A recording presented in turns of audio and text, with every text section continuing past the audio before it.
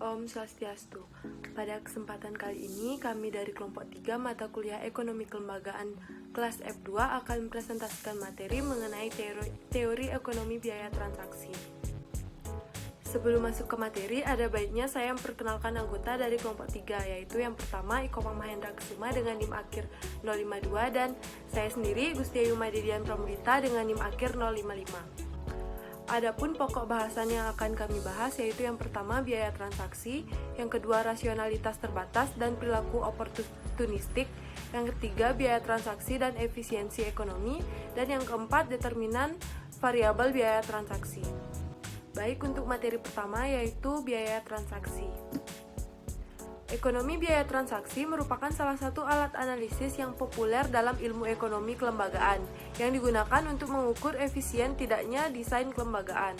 Secara sederhananya, produksi dapat diartikan sebagai aktivitas untuk menciptakan manfaat pada masa sekarang dan masa mendatang, atau faktor-faktor produksi ke dalam output. Sedangkan pengertian transaksi menurut Williamson, transaksi terjadi apabila barang dan jasa ditransfer melalui teknologi yang terpisah.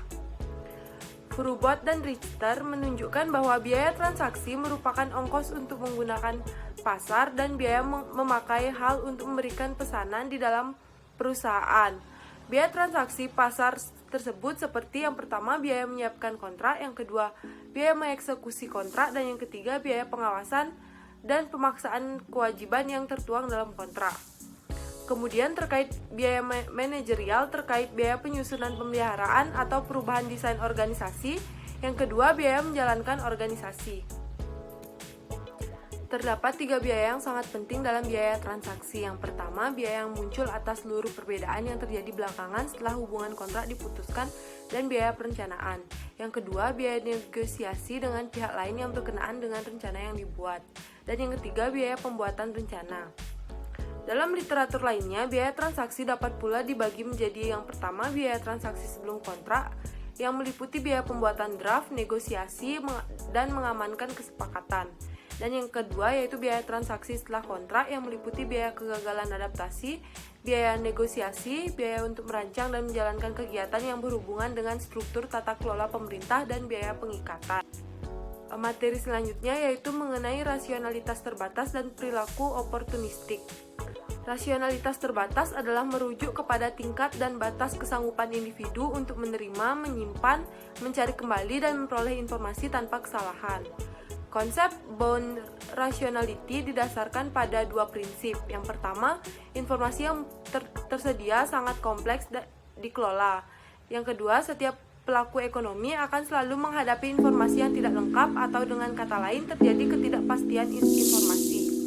Sedangkan perilaku oportunistik adalah upaya untuk mendapatkan keuntungan melalui transaksi yang tidak jujur dalam kegiatan transaksi. Namun laba yang didapat dari keuntungan yang bersifat keunggulan produktif tidak dianggap sebagai sikap oportunistik.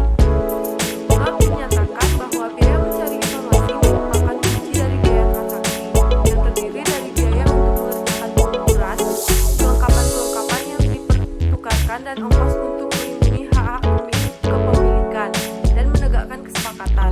Oleh karena itu, agar pertukaran atau pedagang bisa terjadi dengan biaya transaksi yang murah, masing-masing pelaku ekonomi bisa mengeluarkan sumber daya dalam 3 wilayah yang tergolong dalam kegiatan kontrak. Yang pertama, mengukur atribut yang bisa dinilai sehingga transaksi dapat terjadi. Yang kedua, melindungi hak-hak terhadap barang dan jasa yang telah dipertukarkan. Dan yang ketiga, meregulasi dan menegakkan kesepakatan.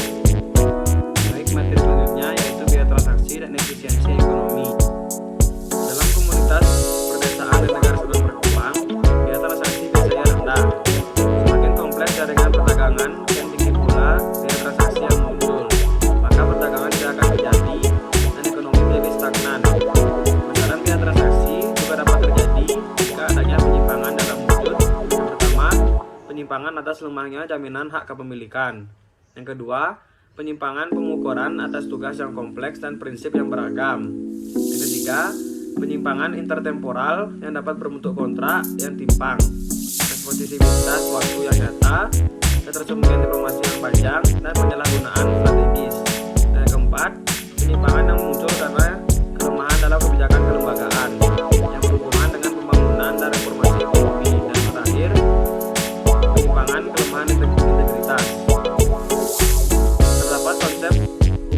tata kelola yang dapat dipisahkan ke dalam 3 tipe. Yang pertama, tata kelola pasar, yaitu merujuk kepada transaksi atau pertukaran yang terjadi di pasar. Yang kedua, tata kelola bertingkat, yaitu umumnya diasosiasikan dengan kontrak formal. Kontrak formal sendiri dipahami sebagai pengukuran otoritas, aturan, dan prosedur dalam pengawasan kegiatan. Dan yang ketiga, tata kelola relasional, yaitu berurusan dengan tema norma relasional yang dimengerti sebagai norma kewajiban dan kerjasama untuk mengkoordinasi kegiatan yang terpecah-pecah. Dengan basis tata kelola ini, pelaku diekspektasikan mengikuti pola perilaku yang dipresentasikan oleh seperangkat norma dan nilai-nilai. Relatif pentingnya perbedaan biaya yang diasosiasikan dengan transaksi tergantung dari sifat transaksi tersebut. Berikut 3 sifat utama dari transaksi. Yang pertama, ketidakpastian. Misalnya, produksi pertanian berisiko karena variabilitas iklim, masalah-masalah penyakit dan hama. Yang kedua, frekuensi transaksi. Transaksi pertanian cenderung bersifat musiman. Jumlah penjualan yang dilakukan oleh pemilik lahan kecil dalam suatu musim akan bergantung pada kapasitas penyimpanan dalam pertanian. Dan yang terakhir, spesifisitas aset. Misalnya, mesin yang dilakukan oleh pabrik pengolahan adalah spesifik di mana mesin ini tidak dapat digunakan untuk tujuan lain jika perdagangan dalam komoditas khusus yang sedang dikerjakan mengalami gagal. Terdapat 2 kondisi penting dalam transaksi yang bisa menyebabkan kontrak berisiko adalah kurangnya atau keterbatasan informasi dan spesifisitas aset. Pertama, keterbatasan informasi. Suatu kondisi informasi tidak simetris. Untuk menangkap semua aspek informasi yang terbatas dan asimetris, di mana konsep yang berhubungan dipecah ke dalam 3 aspek yang berbeda, yaitu yang pertama, keuntungan informasi pro kontra hanya kepada salah satu pihak. Yang kedua, non-observability tindakan agen. Dan yang ketiga, non-variability informasi ke orang luar. Selanjutnya, spesifisitas aset. Mengacu kepada investasi yang memiliki waktu panjang untuk mendukung transaksi spesifik, serta memiliki 2 fungsi, yaitu membatasi area kegiatan transaksi dan mengurangi pelaku transaksi untuk berbuat curang. Bedakan menjadi 4 jenis spesifisitas yang berbeda, diantaranya site specificity, physical asset specificity, human asset specificity, dan dedicated asset. Baik, materi selanjutnya yaitu determinan dan variabel biaya transaksi. Isu utama dalam biaya transaksi adalah pengukuran. Faktor-faktor yang mempengaruhi besaran biaya transaksi pada umumnya dapat dikelompokkan dalam 3 hal berikut. Yang pertama, WOT, the identity of bundle of rights. Hak memiliki banyak atribut yang nilai, pengukuran, kebijakan, dan pemaksaannya beragam dari satu jenis dengan tipe yang lain. Yang kedua, who, the identity of agents involved in the exchange. Ini erat dengan faktor-faktor manusia, yakni rasionalitas terbatas atau terikat, oportunisme, dan kurangnya informasi. Dan yang ketiga, how, the institution, technical and social, governing the exchange, and how to organize the exchange. Pasar diandaikan sebagai kelembagaan untuk memfasilitasi proses pertukaran, yang keberadaannya dibutuhkan untuk mengurangi biaya pertukaran. Sedangkan perusahaan juga dapat dianggap sebagai kelembagaan yang memfasilitasi pertukaran yang saling menguntungkan. Berdasarkan bagian 4.4, yaitu determinan biaya transaksi, terdapat 4 determinan penting dari biaya transaksi sebagai unit analisis. Yang pertama, apa yang disebut sebagai atribut perilaku yang melekat pada setiap pelaku ekonomi, yaitu rasionalitas terbatas atau terikat dalam dan oportunisme. Yang kedua, sifat yang berkenan dengan atribut dari transaksi, yaitu spesifisitas aset, ketidakpastian, dan frekuensi.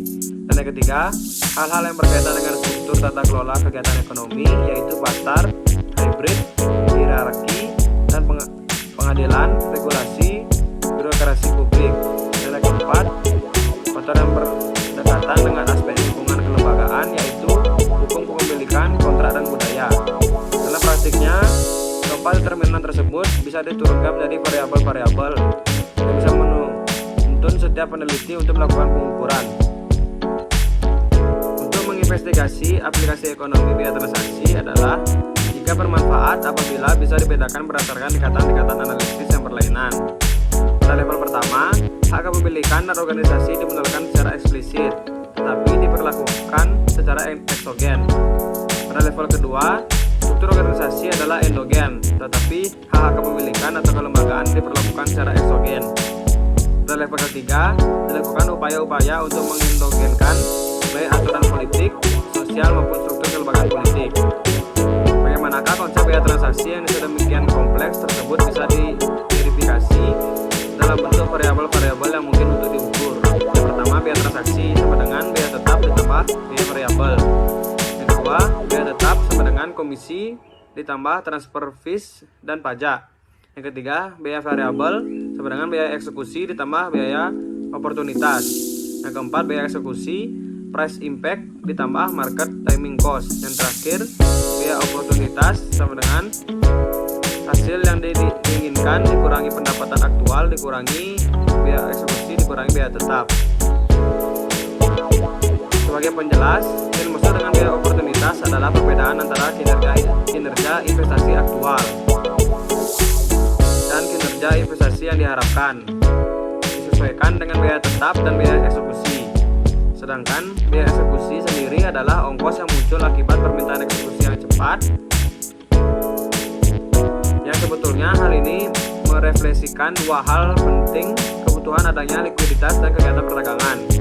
Sementara itu, dampak harga atau price impact adalah biaya untuk menangkap pergerakan harga aset yang merupakan hasil dari perdagangan ditambah selisih harga pasar.